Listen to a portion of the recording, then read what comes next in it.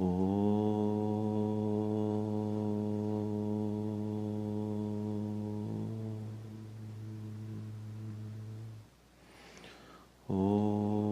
Prithvi Shantirantariksha Shantir Dyaus Shantir Disha Shantiravantaram Disha Shantiragni Shantir Vayu Shantiraditya Shantish Chandrama Shantir Nakshatrani Shantirapah Shantiroshadaya Shantir Vanaspataya Shantir Gau Shantiraja Shantirashva Shantir Purusha Shantir Brahma Shantir Brahmana Shantir Shantireva Shanti Shantir Me Astu Shantihi. May there be peace on earth and in the sky. May there be peace in the water and in all directions. May there be peace in the plants, in the trees, and in animals. May there be peace in the hearts of all beings. May there be peace in everyone and in everything. Sarvetra sukhinas santu, sarve santu niramayaha. Sarve bhadrani pashyantu ma kaschit dukkha bhag bhavet. Sarvastaratu durgani sarvo bhadrani pashyatu. Sarvas sadbuddhimapnotu sarvas sarvatra nandatu. May all be happy and healthy. May all see what is good. And may no one experience misery. May all overcome their obstacles and acquire good tendencies. May people everywhere find joy and fulfillment.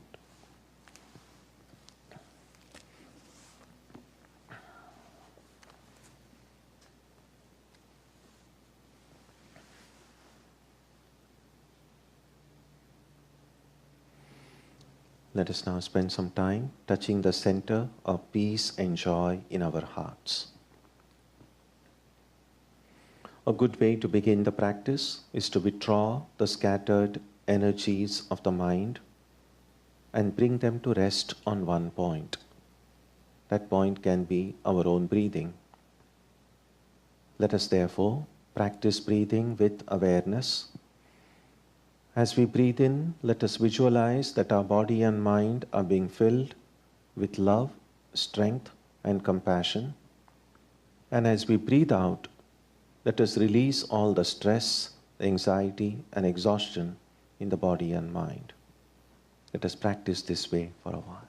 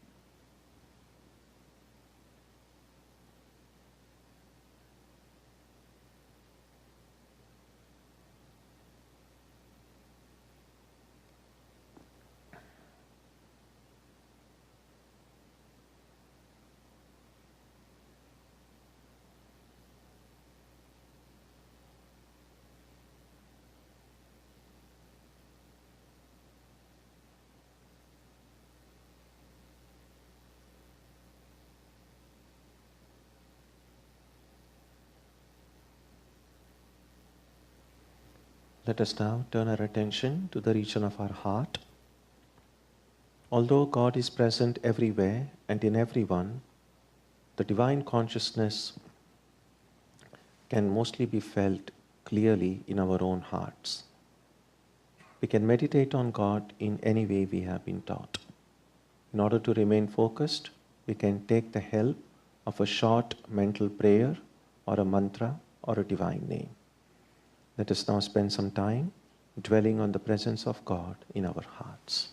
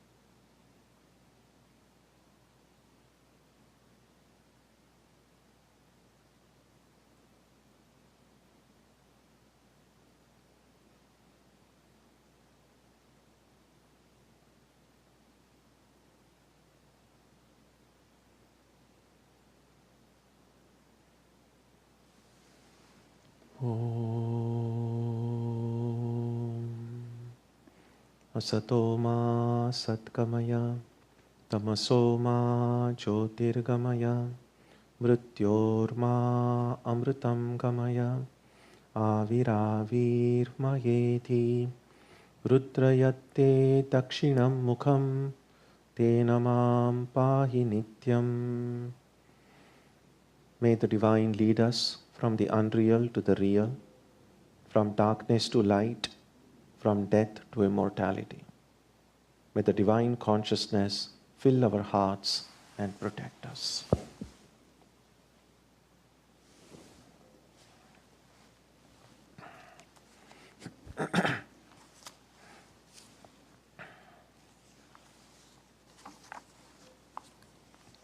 So we begin today on verse number 23. So we have seen that the third boon, Nachiketa has asked Yama to know the secret of death. The common doubt that people have, that after a person dies, does anything remain or that's the end?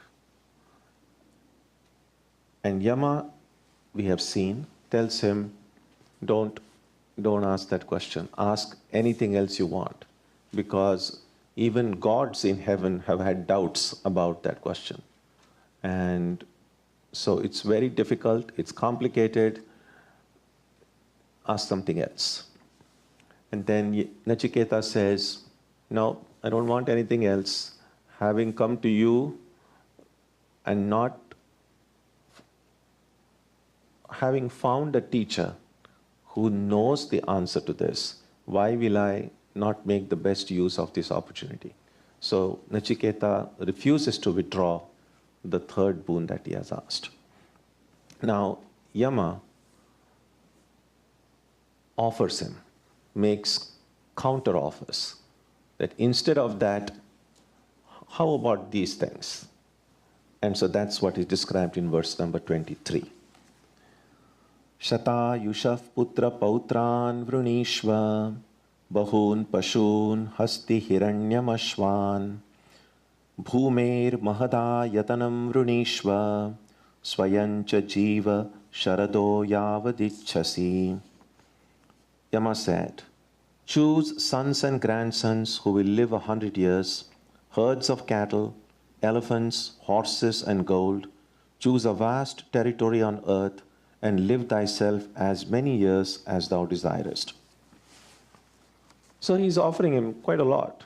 Pretty much what most people would be delighted to get, even a part of this. Choose sons and grandsons who will live 100 years.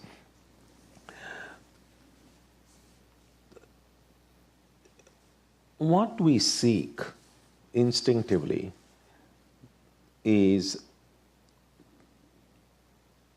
to be let's put it this way, life as we understand it is, there are two basic forces operating in life, and that is being and non-being.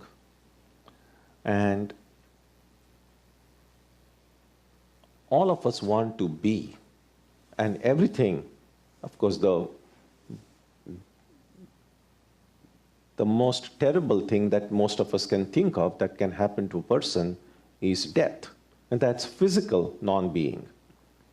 Which is why the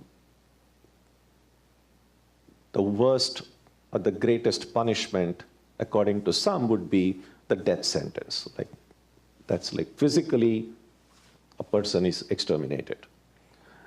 But there are other ways of non-being. I mean, the anxieties, the stress, the fear that produces a psychological, not total non-being, but a threat to a psychological being. So, as we grow older, we realize that physical being living eternally is not possible. We see death all around us. We see people known to us, not known to us, dying sometime or the other. And so any sensible adult knows that one day I'm going to die. We don't want to think about it. It's unpleasant, but that's the reality. And in some ways, every parent sees a continuation of themselves. They see a reflection of themselves in their children. We know children do inherit some physical characteristics from their parents and their grandparents. And sometimes it's so common when a baby is born, sometimes the members of the family and the relatives will say, oh, this is just like the dad or just like mom. Actually, I don't know how a tiny baby you can immediately, but there are people just immediately say like that. We do, real or imaginary, we see our reflection in the children and grandchildren. So that is one way, not a perfect immortality, but the idea is even when I physically go, some part of me is still living. And so it's like a consolation prize for immortality, if you like.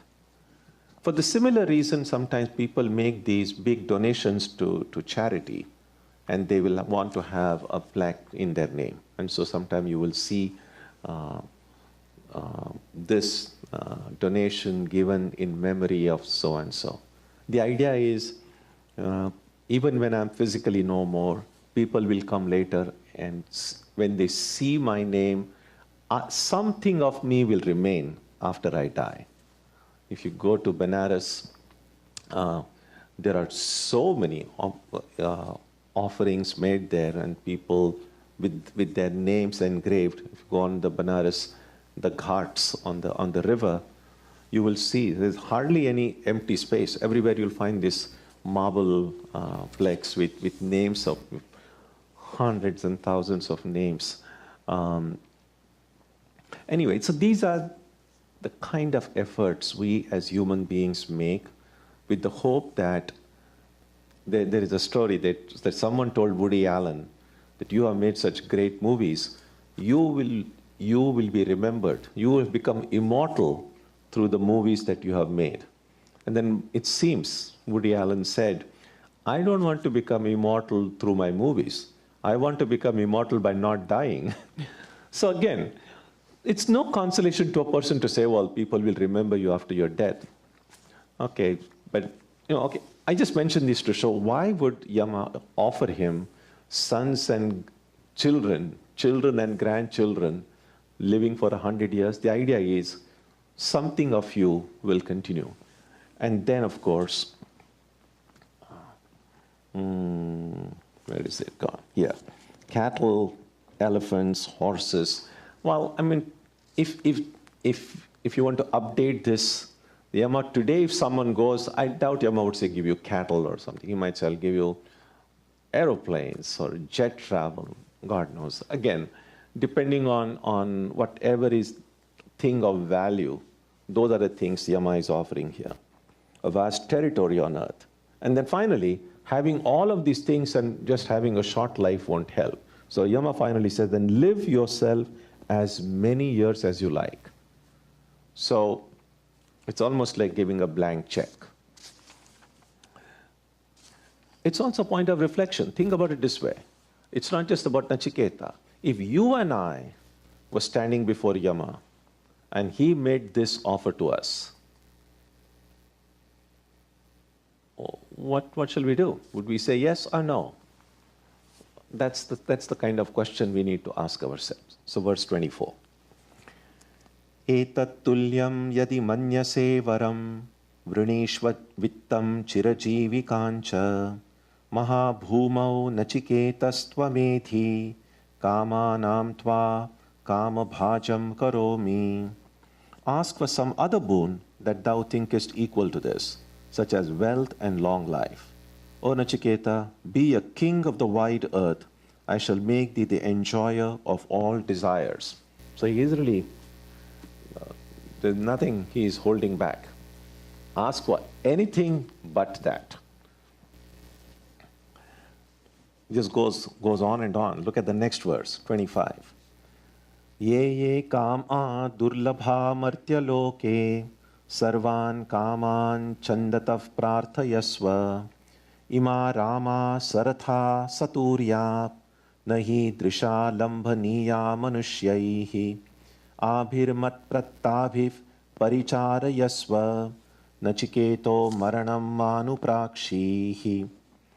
Whatever objects of desire are difficult to get in this world of the mortals, do thou ask for them all according to thy choice.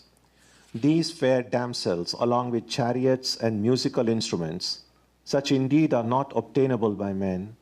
Be thou be attended on by them, whom I bestow upon thee. But ask not again anything about death. So, think about all the heaven ideas that you may have read about or heard about in your own tradition or whichever tradition. And Yama is offering the best of all the heavens. And he says, take any of this or all of this, but don't insist on asking that question. You can see by this what value Yama is putting on that question. And sometimes in life we will face similar, well, not exactly similar situations like this, but something that you go with a proposal that you want something, and then you are given a counter offer, and superficially at least that counter offer looks much more attractive. So you are not getting what you wanted, but you are getting something else, and at that time you have to figure out whether what I asked for is more valuable to me or what is being offered is of greater value to me. We've already seen now what Yama is offering. Now let's see what Nachiketa responds. What's Nachiketa response to that? Verse 26. Shvobhava martyasya yadantakaitat sarvendriyanam charayanti tejaha api sarvam jivitam alpameva tavaiva vahas tavandritya gite. Nachiketa said, all these are most transient, O death. They wear out the vigor of all the senses of person, and the whole span of life is but short. So keep thy horses, dance and song for yourself. So, Shva in Sanskrit, Shva means tomorrow. And Shvobhava means uncertain whether that will be there tomorrow. That's the meaning of Shvobhava. Martyasya. Martya means a mortal person. So, all of these things that you are offering, but everything is so uncertain in life. It's here today, gone tomorrow. Now, sometimes here today, gone tomorrow sounds like an exaggeration. It's like, well, everything doesn't disappear in a day.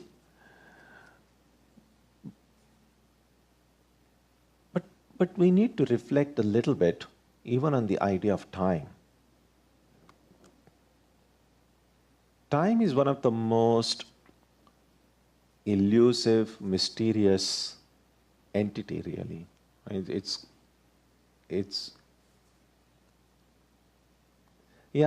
like this. Normally when we think of time, we think about like now it's 52 minutes past 7 o'clock. That's not time. It's a contrivance we have made to measure time. And measuring time essentially means measuring the distance between two events that occur. And so when we say time is passing, time doesn't pass. It's we who pass. In fact, there is this Bhartrihari was one great poet saint of, I think, 14th or 15th century. And one of his compositions, he says, Kalo na yata, vayameva yata. To ya in Sanskrit means to go. Kalo na yata. Time doesn't go. Vayameva yata. We go. It's like just relative motion. It's when we are in a train, it seems as if the trees and everything are moving, but really they are just there. We are the ones who are moving. And that's how it is. It's also a little bit like if you ask someone, there is a joke, they say that some person was asked, where does this road go? And the person said, well, it doesn't go anywhere, the road is here all the time. But that's how language is developed. It's we who go on the road. The road is always there. Similarly, time is there always. And it's we who are moving. Another fun fact about time doesn't move at a steady pace. And I'm not talking about relativity or anything. Well, that's another way of looking at it. But it's how time feels. Sometimes if you are at a very boring lecture, perhaps like this one, then just time doesn't seem to move. It just seems like just steady. Like, when is this going to end? And again, if there is something very interesting you are in, then you find, oh, time has moved so quickly, you don't even realize it. Although the clock time may be the same. But if it's an interesting activity, then it seems to move faster. If it's a boring activity, the time simply hangs, just doesn't move at all. Same way, if we look back at our life, think about the last 10 years of your life, for instance, or 15 years of your life. And most of us will discover that they have gone pretty fast. But then if you think of the next 10 years, it just seems like a long time. If someone says, oh, let me plan for next 10 years, and people say, oh, don't think so far ahead of time. But if you think about the last 10 years, they have moved pretty fast. Now, logically, if my last 10 years have moved fast, there is no reason why next 10 years should move slowly. And I think many of us, I certainly do. I've been a monk for 42 years now. But I still feel as if, just the other day, I just finished my college and I became a monk, and now more than 4 decades have passed by.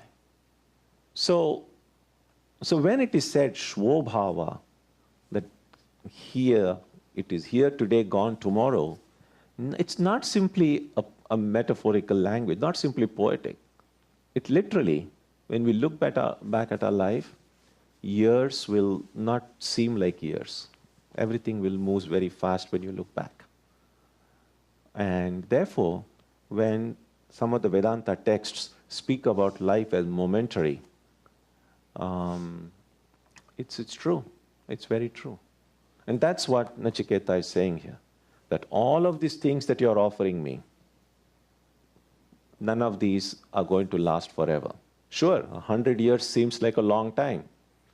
But even ask a 100-year-old how quickly the time has passed, and that person is going to say, well, it moved pretty fast. So 100 years might seem, those of us who are younger might find, oh, 100 years, no big deal. That's what. And it's interesting that Nachiketa, who probably just 8 or 9 years old, at that age, he's saying something so profound that many of us might require a lifetime to realize. So that's what he's saying, that all these are transient, the whole span of life is but short. So he says, keep all these horses to yourself. Then he continues, verse 27. Na vittena tarpaniyo manushyo lapsyamahe vittamadrakshma chetva jivishyamo yavadishishyasi tvam varastu me varaniyasa eva. Man never gets satisfied with wealth. Moreover, and here is, you can see how smart he is. Moreover, when we have seen you, we shall surely get wealth, and we shall live as long as thou rulest. But that boon alone is to be chosen by me. So what he's saying is that we have seen earlier that Yama is one of the purest being. It's a person who had attained that highest and was so pure that he was offered that position of Yama. Now, Yama is not the name of a person. It's a position in this cosmic management. And he accepted that position. So afterwards, this Yama will be liberated, this person will be liberated who's occupying the Yama position, and there'll be some another Yama. So what Nachiketa is saying is, having come face to face with a pure soul like you, this itself guarantees that there is so much merit in a person who has done it. So of course I'm going to get wealth. I don't have to waste my third boon for a wealth which I'm going to get it. And then he says, we shall live as long as the rulest. Remember, the second boon was about living indefinitely in heaven. So he's already got that also, in case he wants it. Not that he's going to seek for heaven, but he says, if long life is what I wanted, I've already gotten it through the second verse.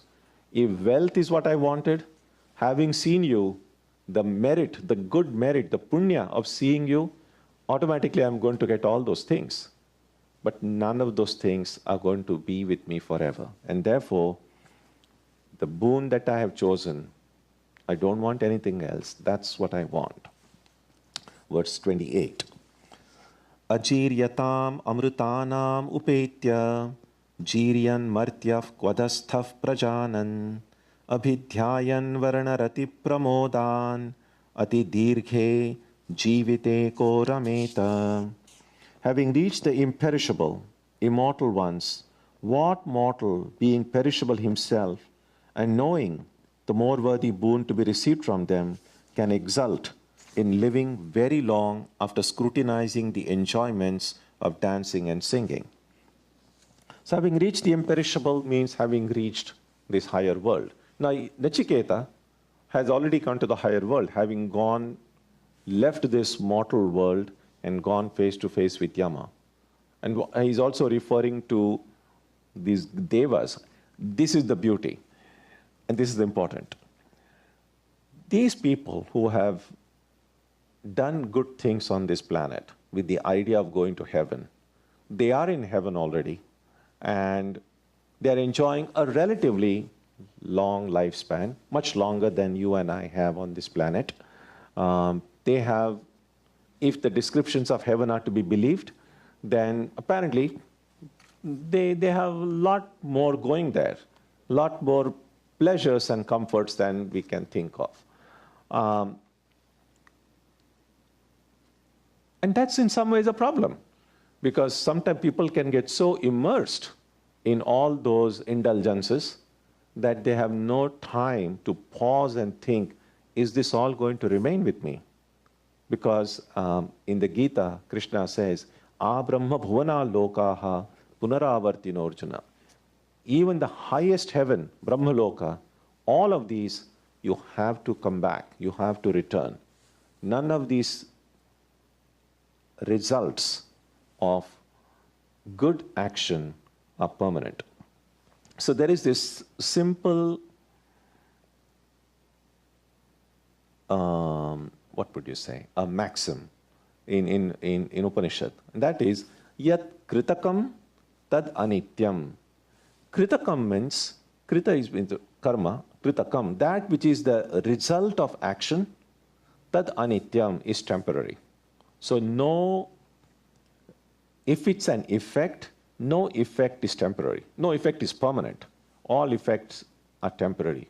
So the relationship between cause and effect, if the cause is limited, the effect will also be limited. And that's the reason in Vedanta, this eternal heaven or eternal hell are rejected. Because no matter how good a person may be, the amount of good you can do will still be limited.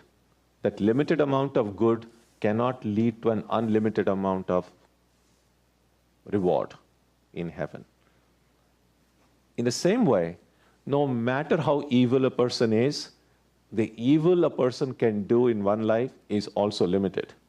And therefore, there may be terrible torture in hell, but even hell cannot be eternal. Which is actually,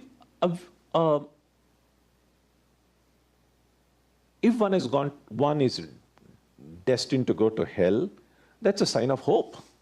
That well, it's terrible, but it's not forever. I can come back. It's not such a pleasant feeling for those who are going to heaven. So now, after some time, just like when you check in a hotel, when it's time to check out, they pass the slip under the door and say, okay, leave before 12 o'clock, whatever time is there. So that's essentially from heaven. After the amount of punya we have done, that's paid off, then there's a slip will come and say, okay, time to be reborn somewhere.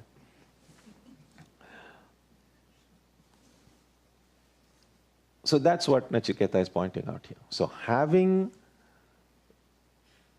gone even to these higher worlds and seen, they're not really as high as we think they are.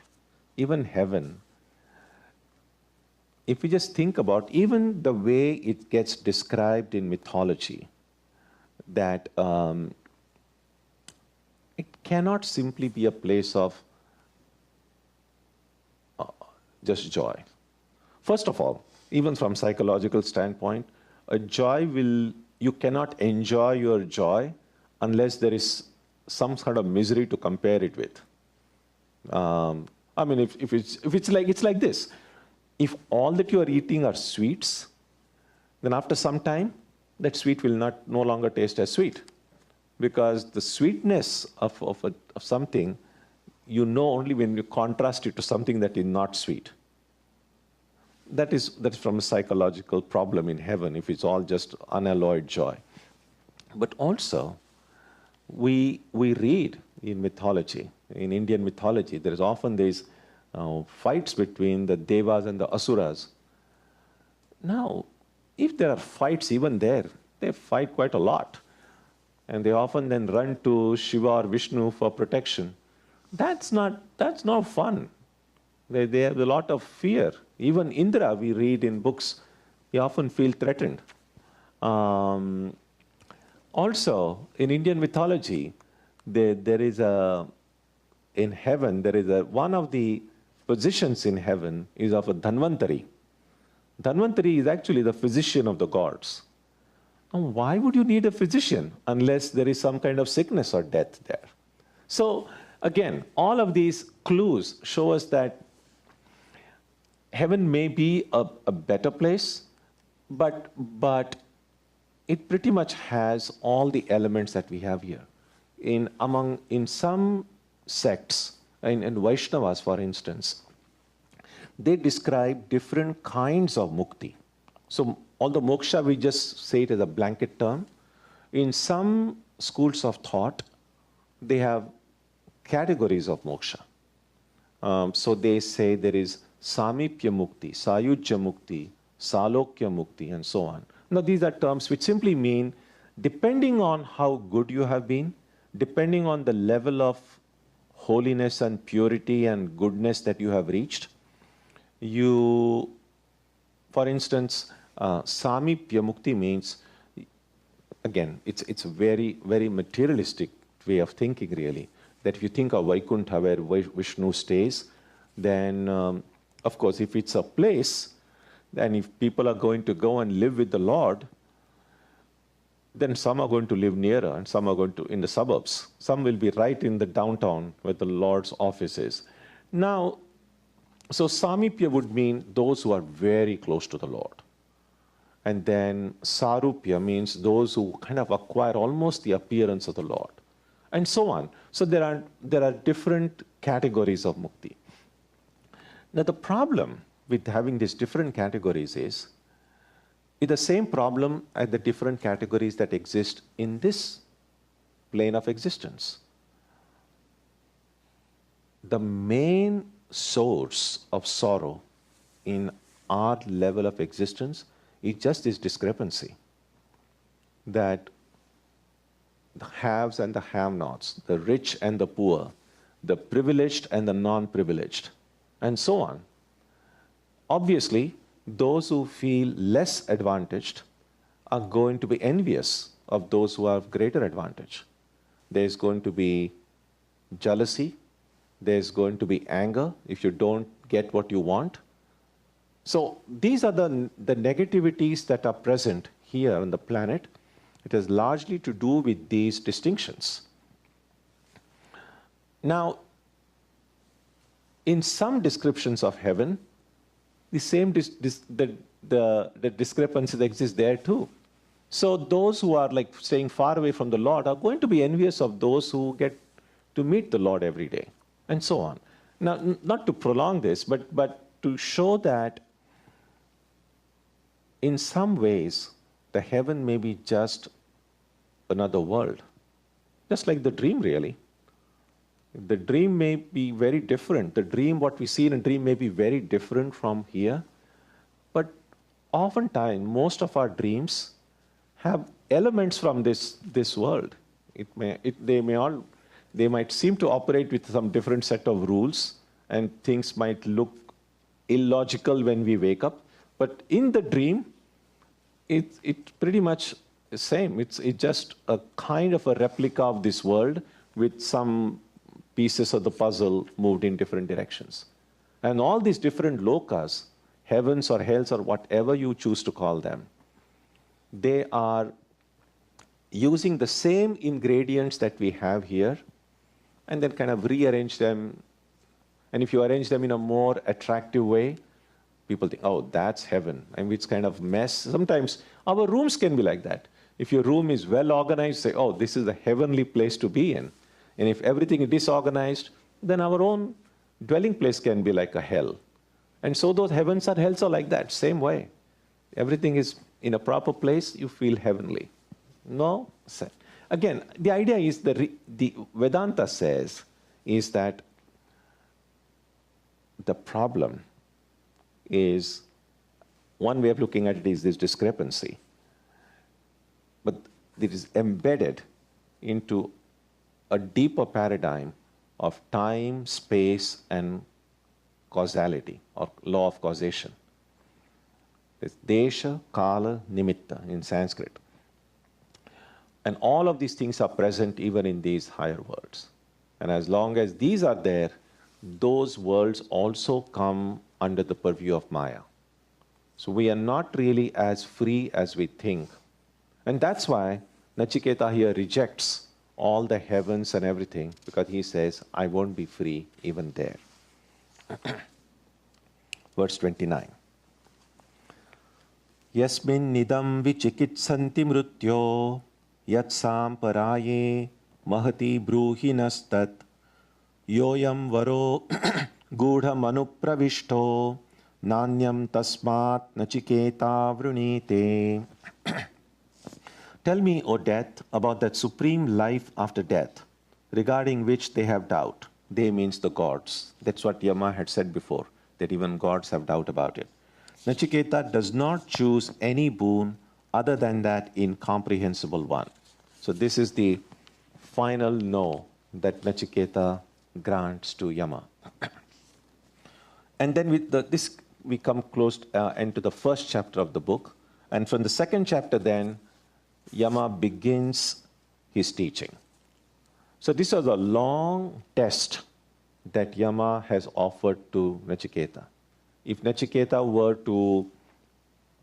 to say, okay, seems like a good counteroffer, then Yama would have said, okay, fine. He would have given him what he wanted.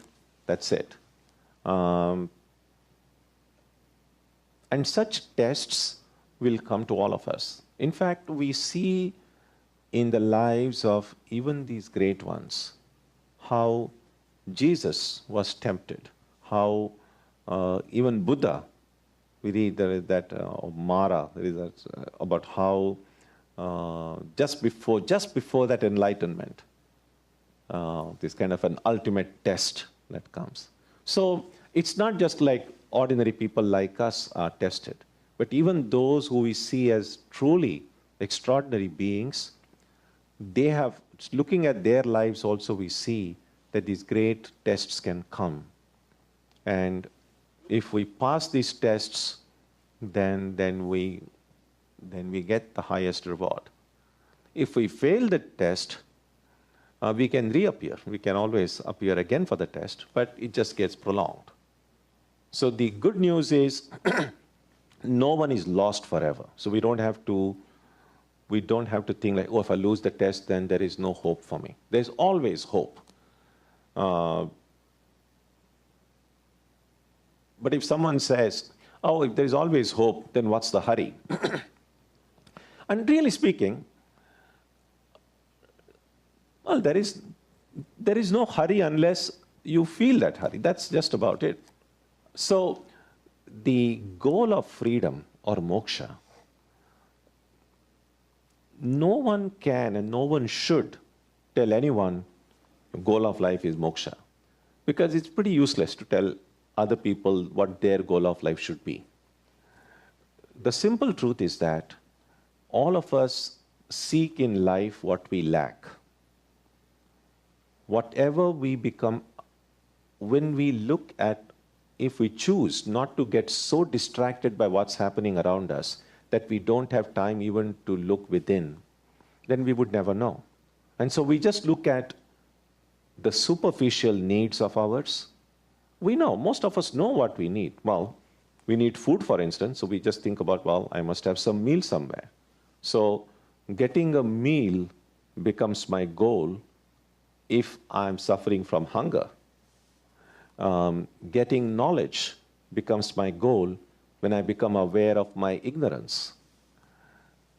So why should freedom as a goal simply be pushed on people? You don't have to. So if and when I become aware that I'm not really free, I may have some freedom. Clearly, obviously, there are, again, different kinds of freedom. There's a social freedom, political freedom, economic freedom, and so on. So in some respects, yes, some respects we are free. But then if we look further deep inside, we might see, well, in some respects, I'm not. I'm still operating within the limitations of the body and mind. I can do physically only what this body can do. I cannot exactly do whatever I want, because I'm limited by the body. Mentally, intellectually, emotionally, I can do only what my mind is capable of doing. There are a lot of things I would like to know, but even the capacity of knowledge is limited in this mind. The capacity, it's limited. Mind is more powerful than the body, but still, it's limited. And so once we become aware that the only two real instruments we are born with are so limited, and we realize that no matter how other accessories we might add in life, we still cannot get everything, we still cannot do everything, then at least some people will feel, I'm not totally free. The more the bondage becomes real to me, no one need to tell me. Even the Upanishads don't have to tell me, your goal is moksha. No one need to tell me. When I become aware of my bondage, I will want to be free. People who are in prison, say a solitary cell, no one need to give them a lecture that, oh, your goal is to be free. No. They know what bondage means. If you tell a person, okay, here is a choice. Here is some delicious meal prepared for you. So either this meal or you are left free from the prison. The person won't care for that meal.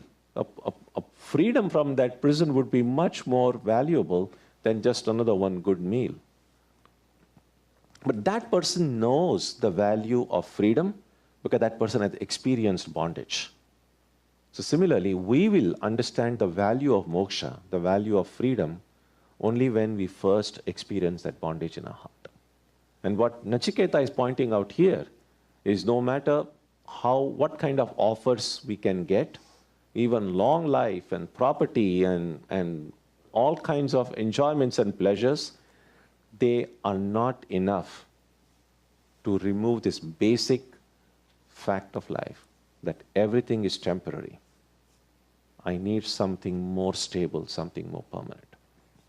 So having tested Nachiketa fully, Yama is now satisfied. In fact, there is a phrase Shankaracharya uses in his commentary.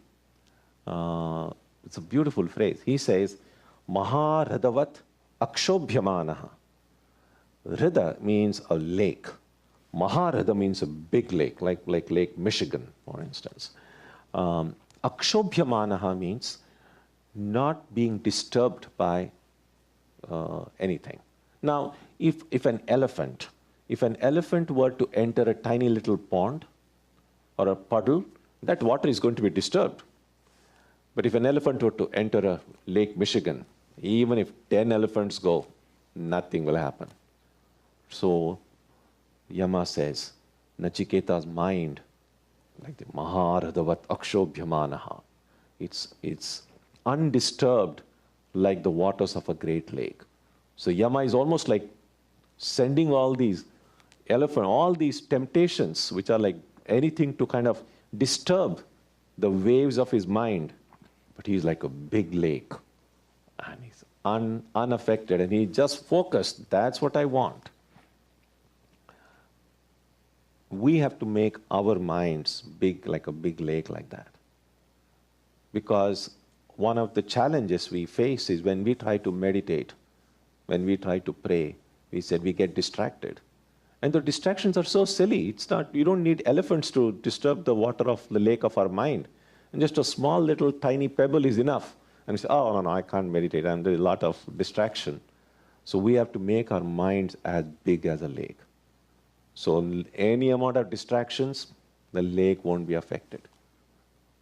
And Nachiketa's mind had become. So it is this last portion of that first chapter which would convince us that that is exactly what Nachiketa wanted. The first two things that he asked for was like, well, if there are three boons, then I might as well ask something just to not to waste those boons. But if Nachiketa had been given just one boon, then he would have asked the third one. Because you see the amount of price he was willing to pay for that. So this first chapter is really to set the stage for us to know that if we want to be enlightened, if we want to know the secret of death, then it comes at a price. As I've often said, nothing is free in life. Even when you see sometimes some apps are free, etc., they are not free.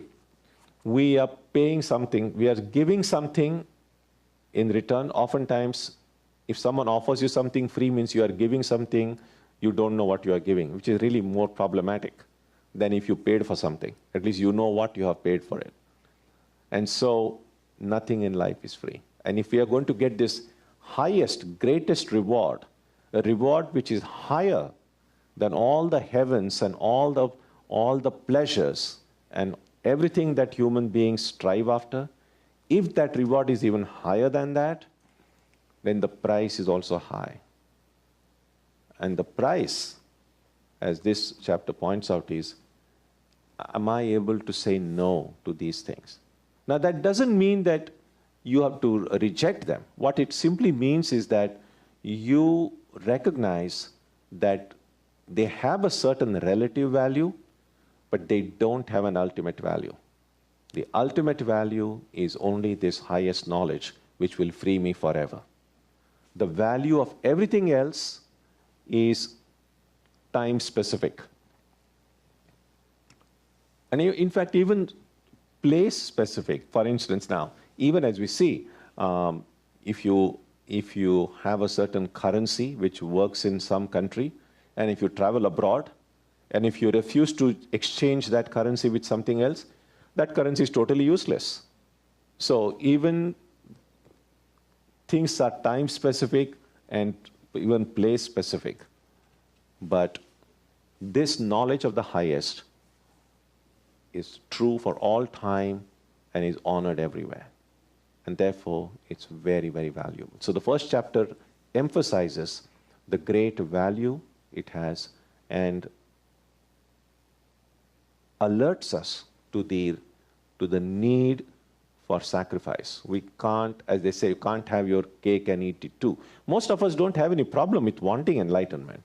It's like, what do I have to give in return? And then sometimes that price might seem too high. That's what this first chapter is about. So if you have any questions, thoughts, ideas, feel free to ask. Yeah. What are some practices we can do to realize the level of bondage we have in this existence? Just discernment, just looking deeply and asking the kind of questions we may not have asked before. Because a lot of let me put it this way, as we go through our day's activities, and especially if they are activities that we have been doing routinely, we stop asking questions because, oh, I know this, I know where to go, I know this work. So we take for granted pretty much most of the things that we do. We take for granted our relationships, we take for granted our understanding.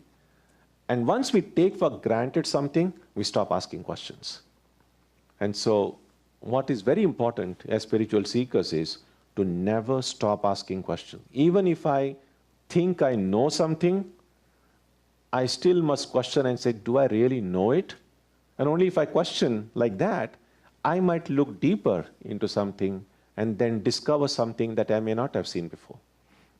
A simple thing like a few weeks ago, here, I'm here in this area in Kenmore Square for the last 20 years, and I was just walking a few weeks ago along Com Ave, and I just looked at a building, and I was not in a hurry, and so I just looked, and I was stunned. It was amazing things in that architecture, and I was so impressed with the building, which is just a 5-minute walk from here, and I'd seen it so often, but haven't really noticed it.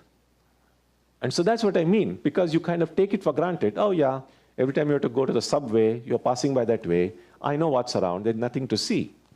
But if you learn to take as few things for granted as possible, and look, we will discover newer and newer things, which is why also a repeated study of these texts. You can't say, I've finished the Gita, or you can never finish these books. If you have done it one reading, do a second reading. And chances are, the second time you read it, you might find a meaning that may have escaped your attention the first time. Same thing with japa also of the mantra, that the more we repeat the mantra, we should never imagine that I know what this mantra means. The more we repeat with faith, with devotion, with regularity, the subtler and subtler layers of even the prayer or the mantra that we chant will be revealed to us. And that's why there is one book called, I think it's called Zen Eyes, Beginner's Eyes, or something like that. I like the title, and it is this, that when you look at the eyes of a baby, a young, maybe just a few days or a few weeks old, the baby will be, every time you call out, the baby will be just looking like this. And everything seems new to the baby, which in a sense it is.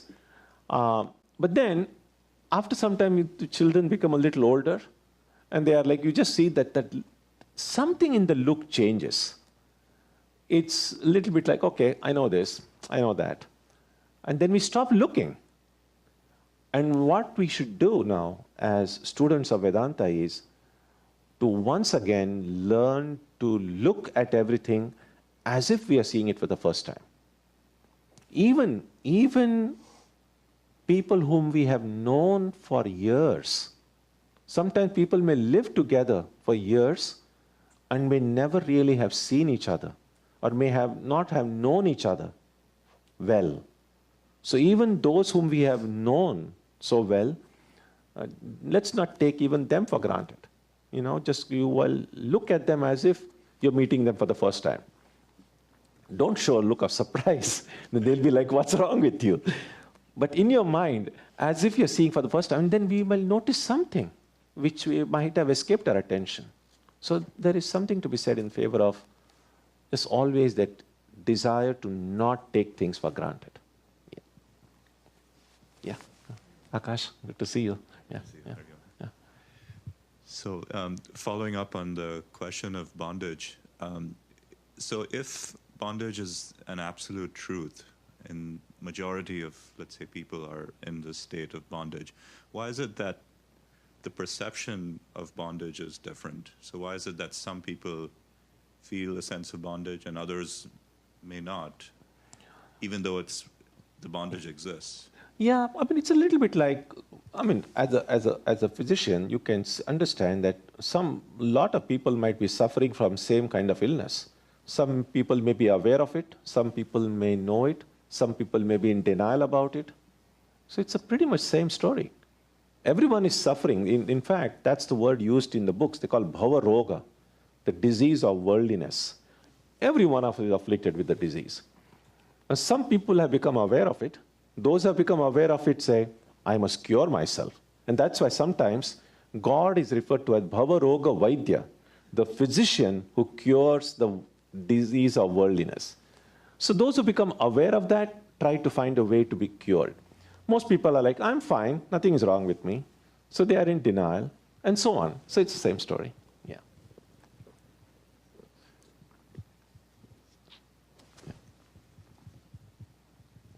Swamiji, I'm curious why Yama is putting such a big price on self-knowledge. After all, you know, anybody that's pure knows that people suffer, and that's why enlightened beings come to this planet. They take a human body to teach us how to, you know, transcend and overcome suffering. So why not give the knowledge to Nachiketa without making such a fuss? So that would benefit all of mankind. And why is the cosmic order in such a way? For example, if I got more glimpses of my reality through bliss, I would be perhaps more prone to seeking it than this knowledge that is so obscured by illusion and Maya. It's partly a rhetorical comment. It's not, I mean, I don't know if you can really answer it, but I wonder sometimes, why is it so hard? Why can't I get more glimpses of bliss and reality? Well, no, it's not. It's a good question. It's not difficult to answer. There is, in fact, in the Upanishad itself, the one verse will come later, that this truth that Shravanaya, I mean the Gita also it comes, Shravanayapi, what is that verse? It comes in this one. Let's see. Oh, it has already come in the first chapter, actually. What is that verse? You remember? Who remembers it?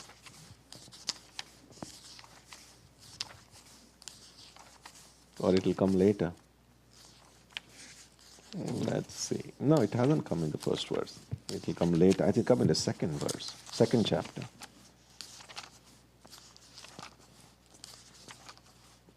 Oh, here you are. Look at page 47. Shravanayapi bahubhiryo na labhyaha shrunvantopi bahavo yam na vidyuhu. Even to hear of it is not available to many. Many even hearing of it cannot comprehend. So, they say throwing pearls before a swine. That seems like a little harsh. But the problem is not understanding it is not so problematic as misunderstanding it. And that's the real danger. That, in fact, there is another story. In the Chandogya Upanishad, there is a story about when Indra and Virochana to go to Prajapati to ask for that highest knowledge. And the Prajapati says, you are that infinite one. And they say, oh, I am that infinite one. Well, he has given the highest knowledge. And how it was Indra who started questioning what that meant, and he went again and again and again to get that idea clarified. Well, Virochana said, I'm infinite, and he assumed that his present understanding of who he is infinite, and came to great grief. So there is a reason why they speak about fitness to acquire a certain knowledge. Because if we are not fit for it, we won't understand it, which is bad, but not as bad as misunderstanding it. In some ways, therefore, the Kathopanishad now being available as books, easily downloadable and easily available in bookstores, is a blessing and a curse, because we have access now to the text, and if we are not aware of the need to make ourselves fit to grasp this text, then we should just pray that we don't misunderstand it. And whatever we understand of this text right now, we have to be clear that that is called paroksha jnana. That is still only intellectual understanding, even if we understand it correctly. And intellectual understanding is very different from the actual experience of it. So intellectual understanding does not necessarily transform a person's character. A person might do a PhD on this and may be able to give excellent lectures on this or write great books on it. But that still doesn't mean that that person is enlightened. So intellectual grasp or intellectual understanding are very different from actual experience of it. So the challenge in life, therefore, is transforming this indirect knowledge or intellectual understanding into an actual experience. That's the idea.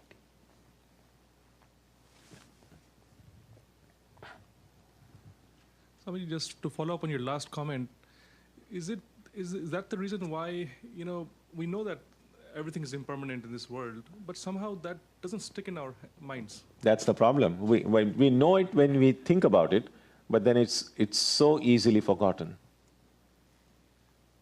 So is there any, I know that we do discernment and we try to understand this, and I wonder that the reason why we don't get this is because we may not have faith in something more permanent, something more which is I don't think you need any faith to just know how perishable everything is. I don't think there is a matter of faith. It's just observation.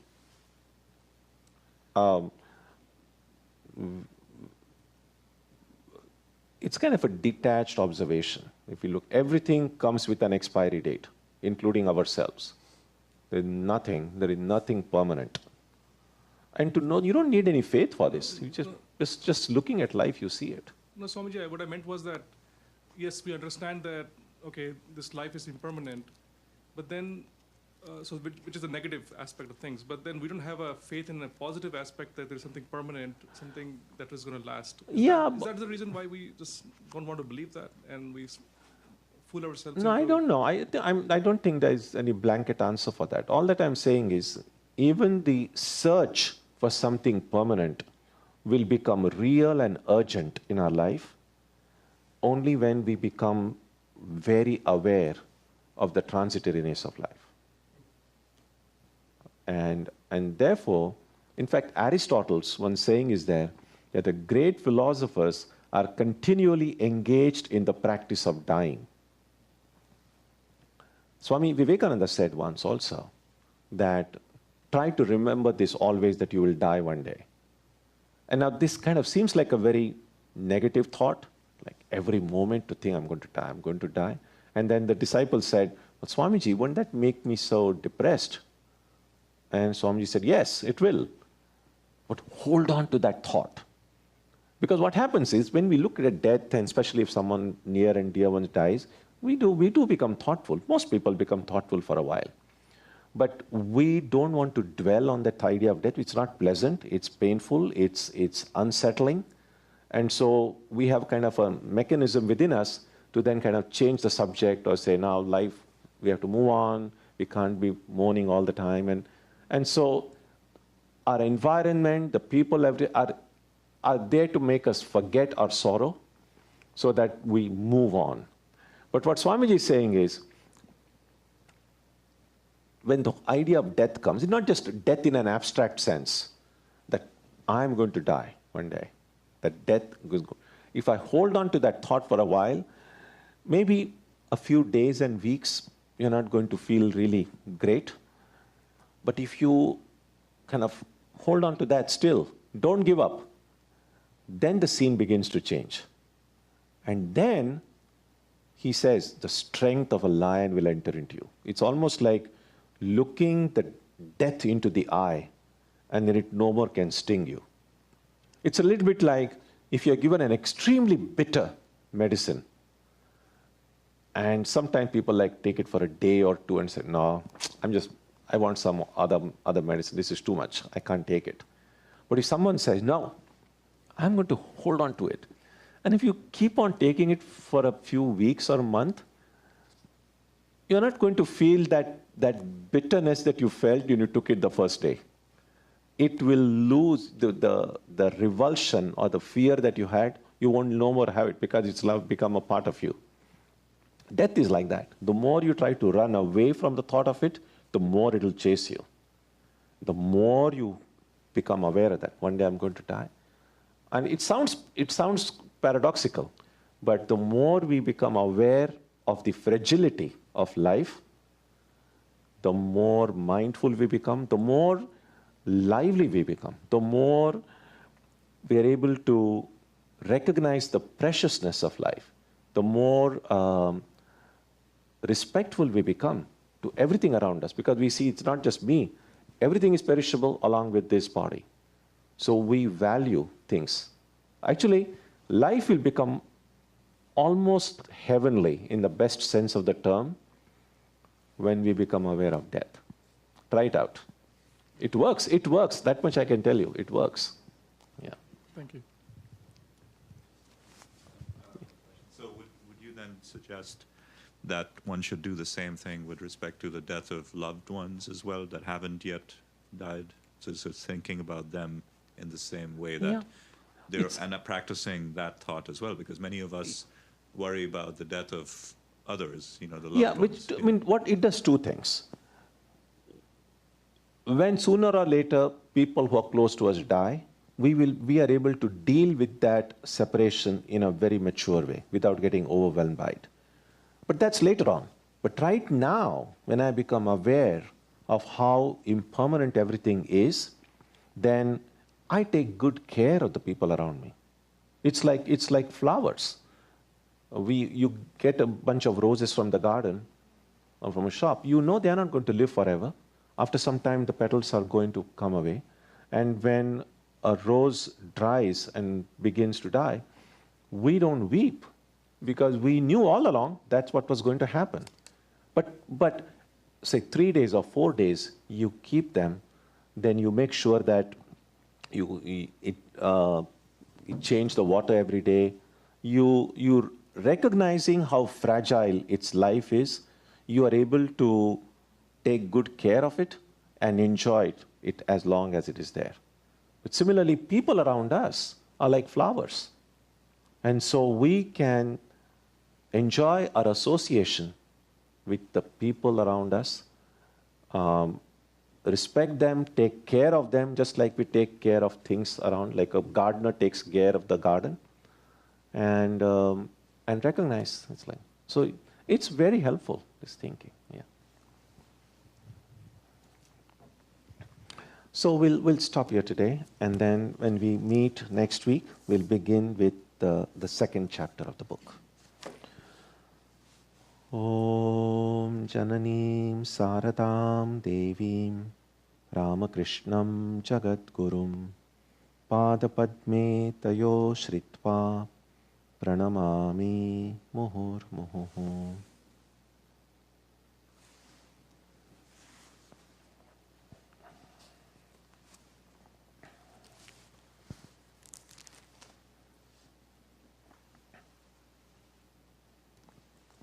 On Sunday, satsang, our subject will be the story of creation.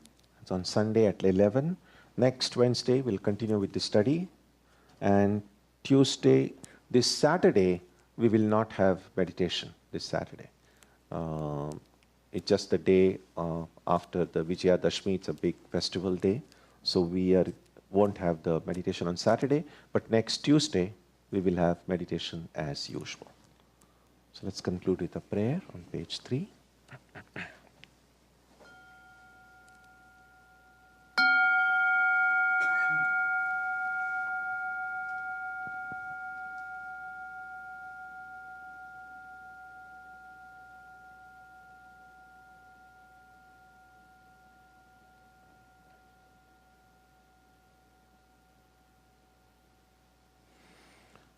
May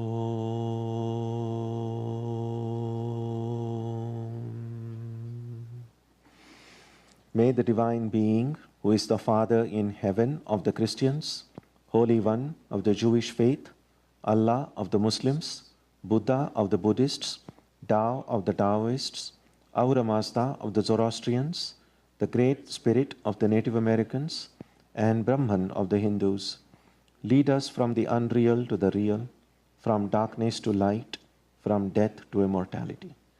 May we be granted strength, freedom, and clear understanding. May we learn to see God in our own hearts and in everyone around us.